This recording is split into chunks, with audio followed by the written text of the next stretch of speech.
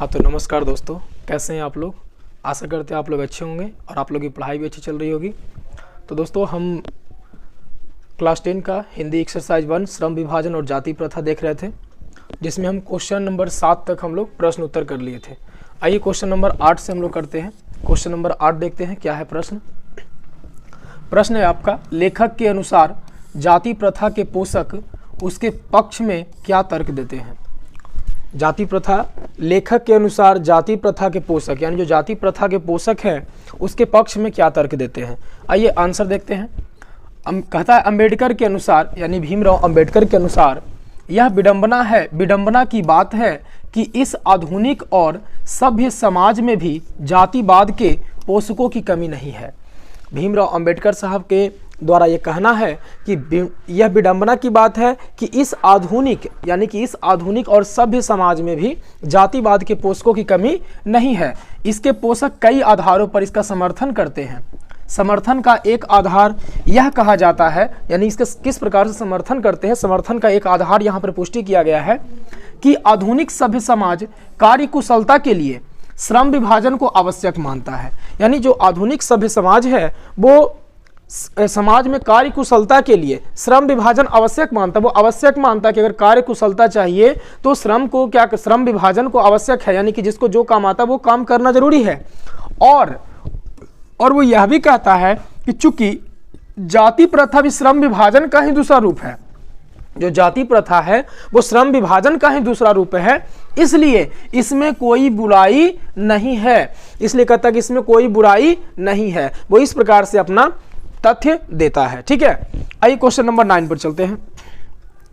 जातिवाद के पोषक उसके पक्ष में क्या तर्क देते हैं, वही क्वेश्चन है यहाँ पे, है ना, वही क्वेश्चन आ गया है। जातिवाद के पोषकों का तर्क है कि आधुनिक सभ्य समाज कार्यकुशलता के लिए श्रम विभाजन आवश्यक मानता है और जाति प्रथा श्रम विभाजन का ही क्या है, दूसरा रूप है, इसलिए इसमें कोई बुराई नहीं है। इस प्रकार से क्या देते हैं, जातिवाद के पोषक जो है वो इसके पक्ष में तर्क देते हैं। चलिए नेक्स्ट क्वेश्चन चलते हैं। क्वेश्चन नंबर 10 पर आते हैं। क्वेश्चन नंबर 10 है, लेखक आज के उद्योगों में गरीबी और उत्पीड़न से भी बड़ी समस्या किसे मानते हैं और क्यों। लेखक आज के उद्योगों में गरीबी और उत्पीड़न से भी बड़ी समस्या किसे मानते हैं और क्यों। आइए देखते हैं। कहता है लेखक आज के उद्योगों में गरीबी और उत्पीड़न से भी बड़ी समस्या जाति प्रथा को मानते हैं। किसे मानते हैं, तो जाति प्रथा को मानते हैं। जाति प्रथा के कारण पेशा चुनने में स्वतंत्रता नहीं होती। जाति प्रथा के कारण क्या होता है, पेशा चुनने में स्वतंत्रता नहीं होती। मनुष्य की व्यक्तिगत भावना तथा व्यक्तिगत रुचि का इसमें कोई स्थान नहीं होता।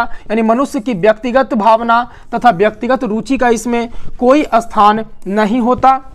मजबूरी बस जहां काम करने वालों का न तो दिल लगता हो और न दिमाग, कोई कुशलता कैसे प्राप्त की जा सकती है। कहता है कि लेखक आज के उद्योगों में गरीबी और उत्पीड़न से भी बड़ी समस्या किसे मानते हैं, तो जाति प्रथा को मानते हैं। क्यों मानते हैं, तो इनका कहना है कि जाति प्रथा के कारण पेशा चुनने में स्वतंत्रता नहीं होती है। दूसरा कहते हैं कि मनुष्य की व्यक्तिगत भावना तथा व्यक्तिगत रुचि का इसमें कोई स्थान नहीं होता है। तीसरा कहते हैं कि जहां काम करने वालों का, यानी कि जब रुचि ही नहीं होती है तो जहां काम करने वाला का दिल, ना तो दिमाग लगता हो ना तो दिल लगता हो, तो उसमें कोई व्यक्ति कैसे कार्य में कुशलता प्राप्त कर सकता है ना। हमारे लायक कोई काम ही नहीं है, हमको जो काम करने में इच्छा है वो हमको काम ही नहीं मिल रहा है, तो उसमें हम कार्य कुशलता कैसे प्राप्त कर सकते हैं। तो ये हमारे लेखक का कहना है। आइए क्वेश्चन नंबर 11 पर चलते हैं। लेखक ने पाठ में किन पहलुओं से जाति प्रथा को एक हानिकारक प्रथा के रूप में दिखाया है। यह बताना है कि लेखक ने पाठ में किन पहलुओं से जाति प्रथा को एक हानिकारक प्रथा के रूप में दिखाया है। आइए उत्तर देख लेते हैं। लेखक ने पाठ के विभिन्न पहलुओं में जाति प्रथा को एक हानिकारक प्रथा के रूप में दिखाया है, जो इस प्रकार है। यानी किस प्रकार दिखाया है, तो यहां पर देखते हैं। अस्वाभाविक श्रम विभाजन, यानी अस्वाभाविक श्रम विभाजन, बढ़ती बेरोजगारी और अरुचि तथा व्यवस्था में श्रम का चुनाव, गतिशील एवं आदर्श समाज तथा वास्तविक लोकतंत्र का स्वरूप इत्यादि, ये सब जो है हानिकारक प्रथा का एक रूप दिखाया गया है। ठीक है, चलिए नेक्स्ट क्वेश्चन देखते हैं। क्वेश्चन नंबर 12 है, संविधान सभा के सदस्य कौन कौन थे। यानी संविधान सभा के सदस्य कौन कौन थे ये आपको बताना है। उत्तर है संविधान सभा के सदस्य डॉक्टर राजेंद्र प्रसाद, भीमराव अंबेडकर, सरदार वल्लभ भाई पटेल, श्यामा प्रसाद मुखर्जी, जवाहरलाल नेहरू, मौलाना अबुल कलाम आजाद आदि इस सभा के प्रमुख सदस्य थे। सच्चिदानंद सिन्हा इस सभा के अस्थायी अध्यक्ष थे, है ना। जिसमें क्या थे, सच्चिदानंद सिन्हा थे, वो क्या थे, अस्थायी अध्यक्ष थे। डॉक्टर राजेंद्र प्रसाद क्या थे, वो अस्थायी अध्यक्ष थे, है ना। और भीमराव अंबेडकर क्या थे, तो भीमराव अंबेडकर प्रारूप समिति के अध्यक्ष थे। चलिए नेक्स्ट क्वेश्चन चलते हैं। क्वेश्चन नंबर 13 है, बाबा साहब भीमराव अंबेडकर को आधुनिक मनु क्यों कहा जाता है ना। ये प्रश्न आपके एग्जाम में क्लास 10th में एग्जाम का ये फेवरेट क्वेश्चन है। एग्जाम में इस प्रश्न से अगर क्वेश्चन आता है तो ये क्वेश्चन जरूर देता है। बाबा साहब भीमराव अंबेडकर को आधुनिक मनु क्यों कहा जाता है, तो उत्तर है इस अवसर पर श्री सिन्हा ने कहा है। यानी कि मनु क्यों कहा जाता है, तो इस अवसर पर श्री सिन्हा साहब ने कहे हैं कि डॉक्टर भीमराव अंबेडकर आधुनिक भारत के प्रमुख विधिवेता समाज सुधारक थे। विधिवेता और क्या थे, समाज सुधारक थे। सामाजिक भेदभाव और विषमता का पग पग पर सामना करते हुए, यानी कि पग पग पर उन्होंने सामना करते हुए अंत तक वे झुके नहीं। यानी कि पग पग पर सामना किए, वो किसका, भेदभाव का, सामाजिक भेदभाव को बहुत ही सामना किए और अंत तक वे झुके नहीं। अपने अध्ययन परिश्रम के बल पर उन्होंने अछूतों को नया जीवन व सम्मान दिया। इसलिए उन्हें भारत का आधुनिक मनु भी कहा जाता है ना। क्यों कहा जाता है, समझ गए कि वो भेदभाव और विषमता को पग पग पर सामना करते हुए वो अंत तक वो झुके नहीं और अपने अध्ययन और परिश्रम के बल पर उन्होंने अछूतों को एक नया सम्मान दिया, नया एक जीवन दिया, समाज में एक नया उठने बैठने का उनको एक पहचान दिया। इसलिए उन्हें भारत का आधुनिक मनु कहा जाता है। ठीक है, तो ये आपका प्रश्न था। कुल इसमें 13 प्रश्न है। अब आते हैं, इसमें दिया गया है निम्नलिखित के विलोम शब्द लिखे, है ना। आपके प्रश्न में नीचे दिया गया है विलोम शब्द लिखने के लिए। तो विलोम शब्द देख लीजिए। सभ्य का विलोम क्या होता है, विलोम का मतलब होता है उल्टा। सभ्य का क्या होता है, असभ्य हो जाएगा। स्वतंत्रता का क्या होता है, गुलामी। दोष का क्या होता है, गुण। उच्च का नीच। विभाजन का अविभाजन हो जाएगा, विभाजन का अविभाजन। निश्चय का अनिश्चय। सजग का लापरवाह, है ना। सजग का मतलब होता है किसी काम में जो है वो निष्ठा से काम करे, तो उसका क्या हो जाएगा, लापरवाही से। रक्षा का विनाश। और पूर्व निर्धारण का क्या होता है, पश्च निर्धारण। यानी किसी चीज का पहले से निर्धारण किया हो तो क्या हो जाएगा आपका पश्च निर्धारण। पूर्ण निर्धारण तो आपका पक्ष निर्धारण हो जाएगा। ठीक है, अब आगे है निम्नलिखित का पर्यायवाची शब्द लिखे। पर्यायवाची शब्द लिखना है। देखिए, दूषित का क्या हो जाएगा, दूषित का पर्यायवाची शब्द का मतलब होता है कि उसी के जैसा उसका अर्थ निकले। तो दूषित का अपवित्र, अशुद्ध, मालिन या फिर गलत। ठीक है, दूषित का क्या हो जाएगा, अपवित्र, अशुद्ध, मालिन या फिर क्या हो जाएगा, गलत हो जाएगा। श्रमिक, श्रमिक मतलब मजदूर हो जाएगा इसका, काम कर और श्रमजीवी। इसी प्रकार से पेशा है तो पेशा का क्या हो जाएगा, धंधा, व्यवसाय, व्यापार, है ना। अकस्मात, अकस्मात अचानक, है ना, अचानक, एकाएक या फिर एकदम, ये आपका क्या है, पर्यायवाची शब्द है। इसी प्रकार से अनुमति, अनुमति का क्या होता है, इजाजत, सहमति, स्वीकृति। किसी से अनुमति लेते हैं ना, तो अनुमति का इजाजत लेना, सहमति लेना या फिर स्वीकृति। अवसर, अवसर का मतलब होता है मौका, युक्ति और चाल, ये आपका इसका पर्यायवाची शब्द है। परिवर्तन का क्या होता है, बदलाव, हेरफेर, क्रांति। सम्मान का क्या हो जाएगा, इज्जत, मान और कद्र हो जाएगा। ये आपका पर्यायवाची शब्द है। ठीक है, अब आते हैं हम इस चैप्टर के मोस्ट इंपॉर्टेंट क्वेश्चन पर। मोस्ट इंपॉर्टेंट ऑब्जेक्टिव क्वेश्चन जो कि इस चैप्टर के हैं उसको हम देख लेते हैं। क्या क्या इस चैप्टर में कैसे कैसे ऑब्जेक्टिव क्वेश्चन आपको पूछे जाएंगे, तो आप ध्यानपूर्वक यहाँ पे देखें, आपको पूरे क्वेश्चन आपको कुछ ही मिनटों में याद होने वाला है। चलिए, फर्स्ट नंबर प्रश्न देखेंगे, श्रम विभाजन और जाति प्रथा के लेखक कौन है। तो दोस्तों आपको बताना है कि श्रम विभाजन और जाति प्रथा के लेखक कौन है। ठीक है, आपको इसी प्रकार से सारे सब्जेक्ट में जो भी सब्जेक्ट आपको करवाया जाएगा उस सब्जेक्ट में आपके नोट्स जो भी यानी कि जो भी रहेगा लेक्चर रहेगा, उस लेक्चर के बाद आपको प्रश्न उत्तर होंगे और प्रश्न उत्तर के बाद आपको मोस्ट इंपॉर्टेंट उस सब्जेक्ट का यानी कि उस जो भी चैप्टर का रहेगा ऑब्जेक्टिव क्वेश्चन रहेगा वो आपको करवा दिया जाएगा। तो आपको एकदम बिल्कुल निफिक्र होकर के आपको इस चैनल से बने रहे, शुरू से अंत तक आप बने रहे, आपको बेस्ट आपको पढ़ाई मिल जाएगा। तो आइए देखते हैं, पहला क्वेश्चन है श्रम विभाजन और जाति प्रथा के लेखक कौन है। तो पहला ऑप्शन है दोस्तों डॉक्टर राम मनोहर लोहिया। बी है बाबा साहब भीमराव अंबेडकर, सी है महात्मा गांधी एंड डी है आपका डॉक्टर संपूर्णानंद। तो दोस्तों आपको हम जितने भी येलो कलर से किया गया है वो आपका आंसर है। तो आप यहाँ पे आंसर हम डायरेक्ट हम बताते हैं, आपको समय कम यानी लेते हुए आपको आंसर पर चलते हैं। तो श्रम विभाजन और जाति प्रथा के लेखक कौन है? तो आपका आंसर है डॉक्टर बाबा साहब भीमराव अंबेडकर। आइए नेक्स्ट क्वेश्चन नंबर 2 पर, डॉक्टर अंबेडकर के पिता का क्या नाम था? डॉक्टर अंबेडकर के पिता का क्या नाम था? ये पाठ परिचय में भी हो चुका है। तो नाम क्या था? रामजी सकपाल। क्या नाम था? रामजी सकपाल नाम था। ठीक है, सेकंड नंबर, अगला क्वेश्चन चलते हैं। आधुनिक सभ्य समाज कार्यकुशलता के लिए किसे आवश्यक मानता है? आधुनिक सभ्य समाज कार्यकुशलता के लिए किसे आवश्यक मानता है? तो आपका राइट आंसर हो जाएगा ऑप्शन नंबर ए, श्रम विभाजन को ये क्या मानता है? आवश्यक मानता है। अगला क्वेश्चन नंबर 4 है, जाति प्रथा भारत में बेरोजगारी का एक कारण बनी हुई है। तो वो कैसा कारण बनी हुई है? तो देखिए ऑप्शन यहाँ पर सी है, और सी में क्या है? ए और बी दोनों। तो ए और बी दोनों क्या है? तो पहला प्रत्यक्ष और दूसरा प्रमुख। तो प्रत्यक्ष और प्रमुख कारण बनी हुई है। कौन? तो जाति प्रथा। किसका? बेरोजगारी का। कैसा कारण बनी हुई है? तो प्रत्यक्ष और प्रमुख कारण बनी हुई है। क्वेश्चन नंबर 5 है, मूक नायक क्या है? मूक नायक क्या है? तो दोस्तों मूक नायक एक क्या है? एक पत्रिका है। मूक नायक क्या है? एक पत्रिका है। ठीक है, आइए क्वेश्चन नंबर 6 पर आते हैं। डॉक्टर भीमराव अंबेडकर की मृत्यु कब और कहां हुई? डॉक्टर भीमराव अंबेडकर की मृत्यु कब और कहां हुई? तो अब देखिए 1956 ईस्वी में, और इनकी मृत्यु कहां हुई थी? तो दिल्ली में हुई थी। 1956 ईस्वी में, और इनकी मृत्यु कब हुई थी? तो दिल्ली में हुई थी। ठीक है, अगला प्रश्न देखते हैं। क्वेश्चन नंबर 7 है, डॉक्टर भीमराव अंबेडकर का जन्म कब हुआ था? तो दोस्तों आपको पता है 14 अप्रैल 1891 ईस्वी को, है ना, महू मध्य प्रदेश में इनका जन्म हुआ था। तो आपका ऑप्शन नंबर यहां पे डी हो जाएगा, 14 अप्रैल 1891 ईस्वी को। ठीक है, आइए क्वेश्चन नंबर चलते हैं 8 पर। क्वेश्चन नंबर 8 पर देखते हैं, अंबेडकर की दृष्टि में भाईचारे का वास्तविक रूप कैसा होता है? अंबेडकर की दृष्टि में भाईचारे का वास्तविक रूप कैसा होता है? तो दोस्तों भाईचारे का जो वास्तविक रूप होता है वो दूध और पानी के मिश्रण की तरह होता है। किसकी तरह होता है?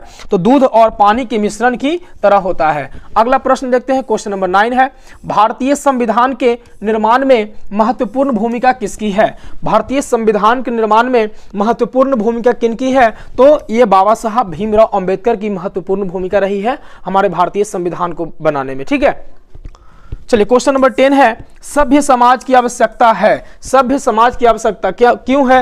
तो ऑप्शन आप राइट आंसर हो जाएगा ऑप्शन नंबर बी, श्रम विभाजन के लिए सभ्य समाज की आवश्यकता है। क्वेश्चन नंबर 11 है दोस्तों, प्राथमिक शिक्षा प्राप्त करने के बाद अंबेडकर उच्चतर शिक्षा प्राप्त करने के लिए कहाँ गए? यानी प्राथमिक शिक्षा प्राप्त करने के बाद वे उच्चतर शिक्षा के लिए कहाँ गए? तो सबसे पहले वे कहाँ गए थे? न्यूयॉर्क अमेरिका गए थे। कहाँ गए थे? न्यूयॉर्क अमेरिका गए थे। ठीक है, उसके बाद फिर इंग्लैंड यानी कि लंदन इंग्लैंड गए थे उसके बाद में। और ये किनके सहायता से गए थे? तो बड़ौदा नरेश के सहायता से गए थे। ठीक है, ये क्वेश्चन नंबर 12 है, अंबेडकर चिंतन व रचनात्मकता के प्रेरक व्यक्ति कौन थे? देखिए अंबेडकर के रचनात्मक और चिंतन के प्रेरक व्यक्ति 3 थे। कौन कौन थे? बुद्ध, कबीर और ज्योतिबा फूले। ठीक है, तो यहां पर दिया है, देखिए ए में दिया है बुद्ध, बी में है कबीर, सी में है ज्योतिबा फूले एंड डी है इनमें से सभी। तो आपका राइट आंसर क्या हो जाएगा? इनमें से सभी। ये तीनों इनके प्रेरक थे, है ना, किनके? तो चिंतन और रचनात्मक के। चलिए क्वेश्चन नंबर 13 है, जाति पाति तोड़क मंडल भाषण लाहौर में कब हुआ था? देखिए जाति पाति तोड़क मंडल जो लाहौर में कब दिए थे? तो 1936 ईस्वी में। सॉरी, कब दिए थे? तो 1936 ईस्वी में जाति पाति तोड़क भाषण ये 1936 ईस्वी में, और कहां दिए थे? लाहौर में ये दिए थे। ठीक है, आइए क्वेश्चन नंबर 14 पर। क्वेश्चन नंबर 14 है दोस्तों, श्रम विभाजन और जाति प्रथा क्या है? श्रम विभाजन और जाति प्रथा क्या है? ऑप्शन है कहानी है, विभाषण, सी निबंध एंड डी साक्षात्कार। तो आपका राइट आंसर हो जाएगा ऑप्शन नंबर सी, क्या है? निबंध है। ठीक है, क्वेश्चन नंबर 15 है, निम्नलिखित रचनाओं में से कौन सी रचना डॉक्टर अंबेडकर की है? निम्नलिखित रचनाओं में से कौन सी रचना डॉक्टर अंबेडकर की है? तो देखिए ऑप्शन ए है आपका the caste in India, the untouchables who are they and C है हु आर सुधराज एंड डी इनमें से सभी। तो आपका राइट आंसर क्या हो जाएगा? ऑप्शन नंबर डी, क्योंकि ये सारे के सारे क्या है? डॉक्टर भीमराव अंबेडकर के रचनाएं हैं। क्वेश्चन नंबर 16 है, आधुनिक सभ्य समाज श्रम विभाजन को आवश्यक क्यों मानता है? आधुनिक सभ्य समाज श्रम विभाजन को आवश्यक क्यों मानता है? तो क्यों मानता है? तो कार्यकुशलता के लिए। है ना। आधुनिक सभ्य समाज श्रम विभाजन को आवश्यक क्यों मानता है? तो श्रम विभाजन यानी कि काम जब बटा हुआ रहेगा तो जिस व्यक्ति को जो काम मिलेगा वो व्यक्ति उसी काम को अगर बार बार लगातार करता है तो क्या हो जाएगा, कार्य में माहिर हो जाएगा और कार्य में वो क्या हो जाएंगे, कुशल हो जाएंगे। तो कार्य कुशलता के लिए श्रम विभाजन को क्या मानता है, आवश्यक मानता है। चलिए क्वेश्चन नंबर 17 बच्चों, श्रम विभाजन और जाति प्रथा पाठ बाबा साहेब के किस भाषण का संपादित अंश है? ये किस श्रम विभाजन और जाति प्रथा पाठ जो है वो बाबा साहब के किस भाषण का संपादित अंश है ना। ये लाहौर में 1936 में जो भाषण दिए थे ना, तो ये एनिहिलेशन ऑफ कास्ट, ये किसका है? तो एनिहिलेशन ऑफ कास्ट का है, एनिहिलेशन ऑफ कास्ट का, जिसका हिंदी रूपांतरण किया था किसने? तो ललाई सिंह यादव ने, जिसका नाम है श्रम विभाजन और जाति प्रथा। नेक्स्ट प्रश्न है बच्चों, अंबेडकर के भाषण एनिहिलेशन ऑफ कास्ट को किसने हिंदी में रूपांतर किया? देखिए अभी हम प्रश्न बोले तो आपका राइट आंसर हो जाएगा ऑप्शन नंबर ए, ललाई सिंह यादव। कौन हो जाएगा? Lalai Singh Yadav. Next question, question number 19, Ambedkar का जन्म किस परिवार में हुआ था? अंबेडकर का जन्म किस परिवार में हुआ था? तो ऑप्शन नंबर सी हो जाएगा आपका, दलित परिवार में हुआ था। क्वेश्चन नंबर 20 है, लेखक को किस युग में कहां विडंबना दिखाई दिया? लेखक को इस युग में यानी इस युग में कहां विडंबना दिखाई दिया? तो जातिवाद में। कहां विडंबना दिखाई दिया? तो जातिवाद में। आपका राइट आंसर हो जाएगा ऑप्शन नंबर ए, जातिवाद। आइए क्वेश्चन नंबर चलते हैं 21 पर। क्वेश्चन नंबर 21 है प्यारे बच्चों, डॉक्टर अंबेडकर के माता का नाम क्या था? तो माता का नाम क्या था? भीमाबाई। माता का नाम क्या था बच्चों? भीमाबाई था। आइए क्वेश्चन नंबर 22 है, डॉक्टर अंबेडकर ने पीएचडी की उपाधि कब धारण की? डॉक्टर अंबेडकर ने पीएचडी की उपाधि कब धारण की? तो आपका राइट आंसर हो जाएगा ऑप्शन नंबर सी, 1916 ईस्वी में। ठीक है। आइए क्वेश्चन नंबर 23 है, लेखक की दृष्टि में विडंबना की बात क्या है? लेखक की दृष्टि में विडंबना की बात क्या है? तो विडंबना की बात है कि जातिवाद के पोषकों की कमी नहीं है। ऑप्शन नंबर आपका ए हो जाएगा कि इस सभ्य समाज में भी जातिवाद के पोषकों की कमी नहीं है, और ये लेखक की नज़र में क्या विडंबना की बात है। क्वेश्चन नंबर 24 है, लेखक की दृष्टि में आदर्श समाज कैसा होना चाहिए? तो आदर्श समाज में बताए थे ना कि जिसमें स्वतंत्रता हो और समता हो और भ्रातृत्व का भाव हो, है ना, जिसमें सभी को स्वतंत्रता हो, सभी के बीच समानता हो और सभी के बीच भाईचारे का भाव हो, तभी जो है हम उसको कह सकते हैं आदर्श समाज है। ठीक है। तो आदर्श समाज कैसा होना चाहिए? जिसमें स्वतंत्रता, समता और क्या हो, भ्रातृत्व का भाव हो। क्वेश्चन नंबर 25 है, लेखक बेरोजगारी का प्रमुख और प्रत्यक्ष कारण किसे मानते हैं? लेखक बेरोजगारी का प्रत्यक्ष और प्रमुख कारण किसे मानते हैं? तो ये जाति प्रथा को मानते हैं। ठीक है, जाति प्रथा को ही क्या मानते हैं? बेरोजगारी, और बेरोजगारी का प्रमुख और प्रत्यक्ष कारण कौन है? तो जाति प्रथा है। क्वेश्चन नंबर 26 है, the castes in India there mechanism किनकी रचना है? The castes in India there mechanism किनकी रचना है? तो ये बाबा साहब भीमराव अम्बेडकर की। ऑप्शन नंबर आपका ए हो जाएगा। आइए नेक्स्ट क्वेश्चन चलते हैं। क्वेश्चन नंबर 27 है बच्चों, आर्थिक पहलू से भी जाति प्रथा क्या है? आर्थिक पहलू से भी जाति प्रथा क्या है? तो आपका ये हो जाएगा, ऑप्शन नंबर बी हो जाएगा, हानिकारक। आर्थिक पहलू से भी जाति प्रथा क्या है बच्चों? तो हानिकारक हो जाएगा।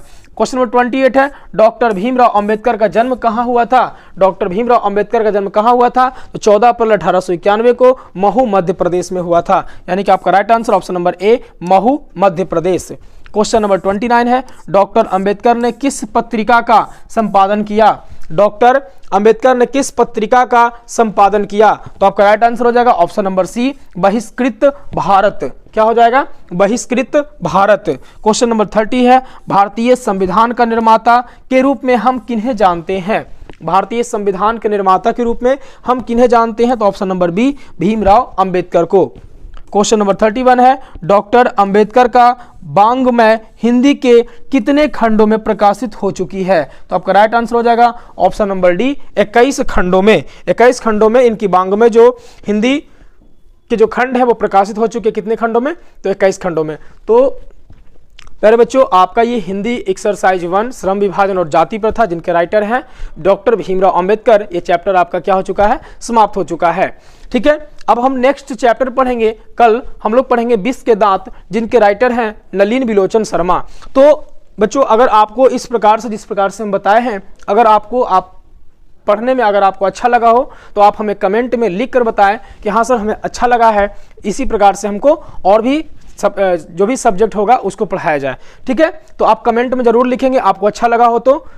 मिलते हैं नेक्स्ट वीडियो में कल।